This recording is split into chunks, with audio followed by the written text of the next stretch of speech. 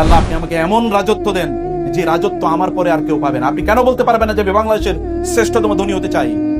বাংলাদেশের সকল টাকা যদি মুসলমানদের হাতে থাকে, আপনাদের মতো ভালো মানুষের হাতে থাকে, তাহলে এখানে সিনেমা চলবে না, এখানে নাটক চলবে না, এখানে অশ্লীল ওই যে সমকামীদের সেখানে প্রমোট করা হবে না, সেখানে তখন দিনই কালচার প্রমোটেড হবে নাকি?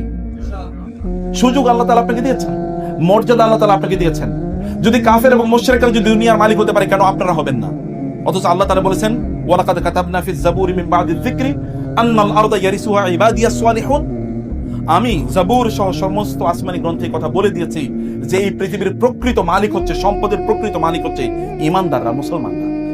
আল্লাহ বলছেন, আর আপনি বলতেছেন না আমি গরিব থাকবো। কে আপনাকে বলেছে? যদি কোনো আলেম আপনাকে কথা বলে থাকে যে গরিব হওয়া এটা ইসলাম অনুমোদ, এটা ইসলাম এনকারেজ করে, তাহলে তিনি জুলুম করেছেন ইসলামের উপর। যদি কেউ বলে থাকেন, অথবা তিনি মিস আন্ডারস্টুড ইসলাম, ইসলামকে বুঝে নিলেন। আল্লাহ সুবহানাহু ওয়া তাআলা আমাদেরকে সম্মানিত করে বানিয়েছেন। আপনি আপনার নিজকে অসম্মানিত করতে পারেন, আপনি হাত পাততে পারেন না মানুষের কাছে। সাহাবায়ে কেরাম 7 জন সাহাবীর আমি একটা জীবনী পড়েছিলাম। সাহাবীরা তাদের রাসূল সাল্লাল্লাহু আলাইহি ওয়াসাল্লামের কাছে তারা আসলেন এবং রাসূল তাদের হাতে হাত রেখে বায়াত করলেন এবং বললেন, তোমরা এরপরে কোনো মানুষের কাছে কোনো কিছু চাইবা না। তারা বলেন, এরপরে আমাদের গোটা জীবনে আমরা মানুষের কাছে কোনো কিছু চাইনি, চাইছি আমরা আল্লাহর কাছে। কোরআনে আল্লাহ সুবহানাহু ওয়া তাআলা আরেকজন কথা বলেছেন, ইয়াসআলুনাকা আন যিল কারনাইন কুল সাআতলু আলাইকুম মিনহু যিকরা। যুলকারনাইন আলাইহিস সালাতু ওয়াস কথা আল্লাহ তাআলা বলেছেন, এবং আল্লাহ তাআলা বারবার বলেছেন সুম্মা আতবাআ সাবাবা সুম্মা আতবাআ সাবাবা। অর্থাৎ যুলকারনাইন আলাইহিস সালাতু ওয়াস সালামকে আল্লাহ তাআলা এমন প্রপার্টি প্রদান করেছেন, এগুলোকে ব্যবহার করে তিনি পৃথিবীর এই প্রান্ত থেকে ওই প্রান্তে ঘুরে ঘুরে বেরিয়েছেন। ইকুইপমেন্ট, প্রপার্টি, ওয়েলথ, এরকম অসংখ্য ঘটনা কোরআনে আল্লাহ সুবহানাহু ওয়া তাআলা জানিয়ে দিয়েছেন। আপনার সূরাতু আল মাউন পড়েন, আরাআইতাল্লাযী ইউকাযযিবু বিদ্দীন ফাযালিকাল্লাযী ইয়াদউল ইয়াতীম। আল্লাহ তাআলা এখানে দ্বীনকে প্রত্যাখ্যান এবং ইয়াতীমকে দান সাদাকা না করা, তাকে তাড়িয়ে দেয়া, এই দুটাকে প্যারালাল বলে ঘোষণা করেছেন। আপনার নিজকে এরকম একটা এলিট স্ট্যাটাসে নিয়ে যেতে পারেন না? কেউ যদি আপনার কাছে চায়, তাহলে পকেটে যা আছে তা দিয়ে দেন এবং আপনার মনটা অনেক ভালো থাকে। এরকম মন করা, এটা তো আপনার অধিকার। আপনার মনটাকে এরকম প্রফুল্ল রাখা যে আমার যা মনে চায় আমি তা দিতে পারি, কারণ আমার এত পরিমাণ আল্লাহ তাআলা দিয়েছেন, আমার যা মনে চায়। I don't fear any poverty. আমি দারিদ্র্যের ভয় করি না, কারণ আমার আল্লাহ আমাকে এত দিয়েছেন, আমি দিয়ে শেষ করতে পারবো না। এরকম জায়গা তো আপনি নিতে পারেন আপনি নিজকে ইচ্ছা করলে। মানে অনেকে এমন হচ্ছে যে আয় ইনকাম করলে আরেকজনে দেয়া লাগবে, এই কারণে তিনি আয় ইনকাম করতে চান না। নো, আপনার সম্পদ, আপনার মাকে আপনি একটা ভালো জায়গা রাখবেন, আপনার বাবাকে ভালো জায়গা, আপনার বোনেরা কষ্টে আছে তাদেরকে প্রচুর পরিমাণ সম্পদ দেন না আপনি। আপনার এলাকার লোকদেরকে আপনি প্রচুর পরিমাণ দেন, আপনার আত্মীয় স্বজনকে প্রচুর পরিমাণ দেওয়ার জন্য কমপক্ষে ইনকাম করে যে তাদেরকে আমি দেবো। আপনার মা বলুক, আপনার মাকে আপনি প্রতি বছর হজ উমরায় নিয়ে যান না, এতটুকু মায়ের প্রতি করেন, করার জন্য আপনার টাকা লাগবে। আপনার বাবাকে আপনি হজ উমরায় নিয়ে যান প্রতি বছর, আপনি যেতে পারলেন না, কাউকে পাঠিয়ে দেন, স্পন্সর করেন, এটা করার জন্য আপনি ইউনিট মানি। আপনার এলাকায় লোকজনের যেন তৃপ্তি ভরে তারা নামাজ আদায় করতে পারে, একটা মসজিদ করে দেন। এলাকার বাচ্চারা যেন দিন শিখতে পারে, কারণ একটা কি একটা মাদ্রাসা করে দেন, একটা পাঠাগার করে দেন যেখানে আপনি 1000 বই কিনে দিতে পারবেন। এই জন্য ইউনিট মানি। আপনি মানি ছাড়া কি সম্পদ ছাড়া একটা পাও তো আপনি নামতে পারবেন না, আগাতে পারবেন না। কিন্তু সম্পদকে তারা আপনি কেন? আমরা সম্পদকে ছেড়ে দিছি, আর ইহুদিরা সম্পদকে, খ্রিস্টানরা সম্পদকে নিয়ে গেছে, আর এখন আমরা কি ভিক্ষার মতো করে ওদের কাছে হাত পেতে থাকি। গোটা মুসলিম বিশ্বটা একটা ভিক্ষুক জাতিতে পরিণত হয়েছে। অথচ আল্লাহ সুবহানাহু ওয়া তাআলা ভিক্ষাবৃত্তিকে আল্লাহ তাআলা ডিসডেইন করেছেন। আপনারা জানেন হাদিসে এসেছে রাসূল সাল্লাল্লাহু আলাইহি ওয়াসাল্লাম আল্লাহর কাছে ভিক্ষা থেকে, দারিদ্র্য থেকে আল্লাহর কাছে মুক্তি চেয়েছেন। আল্লাহুম্মা ইন্নী আউযু বিকা মিনাল কুফরি ওয়াল ফাকর ওয়া আউযু বিকা মিন আযাবিল কবরি লা ইলাহা ইল্লা আনতা। তিনি দোয়া করতেন, হে আল্লাহ, আমি তোমার কাছে কুফরি এবং দারিদ্র্য দুটো থেকে আমি কি চাই? আশ্রয় চাই। তুমি আমার এই কুফরি এর মাধ্যমে পরীক্ষায় ফেলো না, দারিদ্র্যের মাধ্যমে পরীক্ষায় ফেলো না। দারিদ্র্যটা পরীক্ষা। আমি বহু দরিদ্র লোককে কুফরি করতে দেখেছি, কিন্তু আমি খুব কম লোকের, ধনী লোককে আমি কুফরি করতে দেখেছি, মানে যাদের ঈমান আছে। মুসলিমদের কথা বলছি, অমুসলিমদের কথা আমি বলছি না। আমি গ্রাম অঞ্চলে এবং শহরে দেখি দিনদারি গরিব লোকদের মাঝে এখন কম, এখন কম। কোন এক সময় হয়তো ছিল, কিন্তু এখন কম। কারণ আল্লাহ রাসূলের কথা তো মিথ্যা হতে পারে না। দারিদ্র মানুষকে কুফরির দিকে নিয়ে যায়, এটা তো মিথ্যা হতে পারে না। দারিদ্রকে সেলিব্রেট করা, এটা ইসলাম অনুমোদন করে না। আপনাকে দারিদ্রের, নিজকেও দারিদ্র থেকে বের করে নিয়ে আসা এবং অন্যদেরকে, নিজেরা তো আপনার বের হবেনি, অন্যদেরকে দারিদ্র থেকে বের করে নিয়ে আসার কাজ আপনাকে করতে হবে। প্রিয় ভাইরা, আপনার যখন আবাসনের কথা আমি বলছি, একজন মানুষের জন্য সুন্দর একটা আবাসন করে দেওয়ার একটা ব্যবস্থা করে দেয়, কি অসাধারণ কাজ। এর চেয়ে উত্তম কোনো কাজ আমি দেখিনি দুনিয়াতে। কারণ একজন মানুষ একটু নিরাপদে তার মাথাটা বসতে পারবে এমন একটা জায়গায় আপনি কাজ করছেন। সুবহানাল্লাহ বিহামদি। তার একটা বাসা নির্মাণের জন্য একটা কাজ করলেন, সুবহানাল্লাহ বিহামদি। কি বিশাল নেয়ামতপূর্ণ একটি কাজ আপনার করার সুযোগ আল্লাহ সুবহানাহু ওয়া তাআলা আপনাদেরকে করে দিয়েছেন। সম্পদের প্রতি আমাদের দৃষ্টিভঙ্গি যেন কোনো অবস্থায় খারাপ না হয়। রাসূল ইসলাম বলেছেন, আল্লাহর কাছে আল গানি আশ-শাকির খায়রুম মিনাল ফাকির আস-সাবির।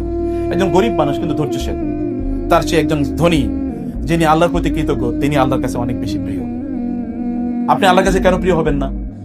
অপ্রিয় কেন হবেন, বা একটু কম প্রিয় কেন হবেন? বেশি প্রিয় হন। বেশি প্রিয় হওয়ার জন্য আপনি সম্পদ অর্জন করে আল্লাহর কৃতজ্ঞ হন। আপনি যদি রাতের বেলা ঘুমাতে যান, আপনি তাহাজ্জুদের নামাজে কিভাবে উঠবেন? যদি আপনার টেনশন থাকে কালকে খাবো কি, পরশু কি হবে, অমুকে কি হবে, আপনি যদি দারিদ্রের অথবা সম্পদ যদি আপনার প্রচুর পরিমাণ না থাকে, তাহলে আপনি কিভাবে আপনি সালাত আদায় করবেন কিভাবে? আপনি নির্বিঘ্নে অন্য কোথাও যেয়ে কোনো কাজই করতে পারবেন না, কারণ আপনার এখানে অনেক ধরনের টেনশন রয়ে গেছে, আপনি করতেই পারবেন না। ইবাদতের প্রতি যদি আপনার মনোযোগী হতে হয় তাইলেও, অথবা অত্যন্ত আনন্দের সাথে আনন্দের চিত্তে যদি আপনাকে ইবাদত করতে হয়, তাহলে কিন্তু আপনার সম্পদের প্রবাহ অবশ্যই করতে হয়। আমরা মুসলিমরা খুবই দুর্ভাগ্যজনক ভাবে গত 200 বছরের কথা বলি। আপনি জানেন ব্রিটিশরা বাংলাদেশে আসার পূর্বেও এই বাংলাদেশের সকল মাদ্রাসাগুলো, তখন তো একটাই মাত্র মানে ইউনি ডাইরেকশনাল শিক্ষা ব্যবস্থা ছিল, একটাই শিক্ষা ব্যবস্থা, এবং শিক্ষা ব্যবস্থাগুলো পরিচালনা করতো কারা জানেন? সব ধনীরা, যে আপনাদের মতো লোক। মাদ্রাসা, এই মাদ্রাসা আমার, এখানকার ছাত্রদের তাদের বইপত্র, তাদের জামা কাপড়, তাদের খাওয়া দাওয়া, এমনকি তাদের তেলগুলো কিনে দেওয়া হতো। কারা তেলগুলো কিনে দিতেন? মুসলমানরা। তেল, সাবান। মাদ্রাসায় পড়তেছে মানে শিক্ষা প্রতিষ্ঠানে 100% ফ্রি। ব্রিটিশরা এসে এডুকেশনকে তারা বাণিজ্য বানাইছে।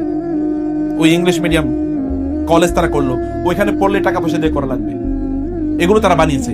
ব্রিটিশরা আসার আগ পর্যন্ত, অথবা ইউরোপিয়ানরা মুসলিম দেশগুলো দখল করার পূর্ব পর্যন্ত মুসলমানদের দেশে কেউ শিক্ষা কোনোদিন কিনেছে এরকম? আই চ্যালেঞ্জ ইউ, আমি বলে গেলাম এখানে, আপনি একটু খোঁজ করে আমাকে বলে দিন। I challenge.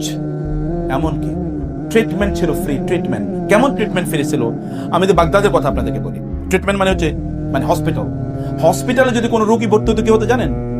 হসপিটালে রোগী ভর্তি হওয়ার পর তার সকল চিকিৎসা ফ্রি, তার মেডিসিন ফ্রি, তার জামা কাপড় সেখানে তাকে ফ্রি দেওয়া হতো, তার খাদ্য তাকে ফ্রি দেওয়া হতো। এর চেয়ে অ্যাস্টাউন্ডিং মানে খুবই আশ্চর্যজনক কি হতো জানেন? যাওয়ার সময় তার কিছু টাকা দিয়ে দেওয়া হতো, মেডিকেল থেকে যাওয়ার সময়। বলে কেন টাকা দেওয়া হতো? কারণ এই লোকটা যে এতদিন পর্যন্ত হসপিটালে আছে, এখন গিয়েই তো সে কাজ একটা পাবে না, অথবা কাজ শুরু করতে পারবে না। হতে পারে তার বাসায় কোনো খাবার টাবার নাই, যেন কমপক্ষে 1 সপ্তাহ বা 10 দিন রেস্ট নিয়ে তারপরে কাজ শুরু করতে পারে। এই কারণে কিছু টাকাও দিয়ে দেওয়া হতো। আপনি এরকম চ্যারিটি আপনার এলাকায় আপনি একটা হসপিটাল করতে চান সাধারণ মানুষের জন্য, আপনার টাকা কই, সম্পদ কই? গোটা পৃথিবীর সকল ব্র্যান্ডগুলো নিয়ন্ত্রণ করছে খ্রিস্টানরা। আমাদেরকে লজ্জা লাগে না? মুসলিম হিসেবে কি আপনার আত্মমর্যাদা এতটুকুও লাগে না যে গোটা পৃথিবীর সকল বড় বড় ব্র্যান্ডগুলো খ্রিস্টানরা, ইহুদিরা নিয়ন্ত্রণ করছে? একটা ব্র্যান্ড কোন আমাদের নাই? একটা ফোনের ব্র্যান্ডও তো আমাদের নাই, আছে নাকি? আপনি যদি আইফোনের কথা বাদ দিয়ে দিলাম, স্যামসাং এর কথা বাদ দিলাম, একেবারে লো ক্যাটাগরি একটা ফোনও তো মুসলমানরা বানায় নাই। একটা কম্পিউটার আইটেম মুসলমানরা বানাইছে। এমন কি বানাইছে আপনি বলেন? এমনকি আপনারা যারা বিজনেস পড়েন, ওই বিজনেসের বইগুলো পর্যন্ত খ্রিস্টানরা লিখছে। ওই বইগুলো কাদের লেখা? ইউনিভার্সিটিতে গিয়ে পড়ে দেখেন, ইঞ্জিনিয়ারিং এর বইগুলো কারা বানাইছে? সব খ্রিস্টানরা লিখছে, বইগুলো পর্যন্ত ওদের। তাহলে আমরা মেডিকেল কলেজ, আমি তো সকল মেডিকেল কলেজে গিয়েছি, কোন মেডিকেল কলেজের বই মুসলমানদের লেখা না, সব খ্রিস্টানদের লেখা, ইহুদিদের লেখা, হিন্দুদের লেখা বই। মানে কোন ব্র্যান্ড আমরা তৈরি করতে পারি না। আপনি একটা ব্র্যান্ড কেন তৈরি করবেন না? আপনারা এখানে যারা আছেন এমন ব্র্যান্ড তৈরি করেন যে গোটা পৃথিবী তাকিয়ে থাকুক, দেখুন এটা মুসলমানদের ব্র্যান্ড। আপনি মুসলমানদের একটা ব্র্যান্ডও খুঁজে পাবেন না, আমি এখানে চ্যালেঞ্জ করে বলে গেলাম, কোন ব্র্যান্ড খুঁজে পাবেন না। অথচ এই ব্র্যান্ডের মালিক হওয়ার কথা ছিল আমাদের। পৃথিবীকে আপনার পরিচালনা করা লাগবে না? আল্লাহ তাআলা বলেছেন, ইন্নাল আরদা ওয়াসিআতুন ফাইয়া ফা'বুদুন। এই গোটা পৃথিবী আমি সম্পদ দিয়ে প্রাচুর্য দিয়ে পূর্ণ করে দিয়েছি, প্রাচুর্য ভর্তি। মাটির নিচে প্রাচুর্য, মাটির উপরে প্রাচুর্য। এগুলো কেবল যারা আমার ইবাদত করে তাদের জন্য আমি নির্মাণ করেছি। আপনাদের জন্য বলেন আল্লাহ নির্মাণ করেছেন, আর আপনারা এগুলো ইহুদি খ্রিস্টানদেরকে, অন্যদেরকে খাওয়ার জন্য দিয়ে দিলেন। তার মানে আপনারা আল্লাহর প্রতি জুলুম করলেন। আমরা আল্লাহর প্রতি জুলুম করলাম এই সম্পদগুলোকে অন্য মানুষের কাছে দিয়ে দেওয়ার কারণে। কারণ আপনি যদি সম্পদের মালিক হতেন, তাহলে এগুলো দিয়ে বোম মেরে আপনি গাজায় লোককে হত্যা করতেন না, নাকি? না করতেন? গাজায় কি আপনি লোককে হত্যা করতেন? নো, আপনি করতেন না। আপনি যদি সম্পদ, এত পরিমাণ সম্পদ, তাহলে আপনি হলিউডে এমন সিনেমা বানাতেন না যে সিনেমার পেছনে এত পরিমাণ সম্পদ নষ্ট করা হয়, এগুলো যদি আফ্রিকার দরিদ্রদেরকে, গরিবদেরকে দেওয়া হতো, তাহলে আফ্রিকা দারিদ্র থাকতো না। হলিউডে এন্টারটেইনমেন্ট মিডিয়াতে ওরা যে পরিমাণ সম্পদ প্রতি বছর ব্যয় করে, এগুলো দিয়ে আফ্রিকার দারিদ্র দূর করে দেওয়া সম্ভব। আপনি এটা করতেন না। আপনি তখন সিনেমা ইনভেস্ট করতেন না, আপনি তখন কম্পিউটার গেমস এগুলো বানানোর জন্য আপনি ইনভেস্টমেন্ট করতেন, আপনি তখন মানুষের জন্য ইনভেস্টমেন্ট করতেন, মানুষের দারিদ্র দূর করার জন্য, মানুষকে আপনি কল্যাণ প্রদান করতেন। কারণ আপনার সম্পদের উপর তো 2.5% জাকাত দেওয়া ফরজ। উৎপাদনশীল হন, ব্র্যান্ড তৈরি করুন, এবং কেবল কনজিউমার হবেন না। এক মানে মাদ্রাসা ছাত্র বলতেছিল যে আল্লাহ আমাদেরকে কি পরিমাণ নেয়ামত দিয়েছে। বলে কি? বলে ইহুদি খ্রিস্টানরা বানায় আর আমরা খাই, ইহুদি খ্রিস্টানরা বানায় আর আমি খাই। আহারে, আমি বললাম আহারে, এই মানসিকতাই তো আমাদের গরিব বানায় রাখছে। ওরা বানায় আর আমরা খাই, অথচ ওরা কথা ছিল আমরা বানাই ওরা খায়, আমরা উৎপাদন করি ওরা খায়। এটা হওয়ার কথা ছিল, কারণ আল্লাহ তাআলা বলেছেন কুনতুম খায়রা উম্মাতিন উখরিজাত লিন-নাস, তোমরা শ্রেষ্ঠতম জাতি, তোমাদেরকে মানুষের জন্য বানানো হয়েছে।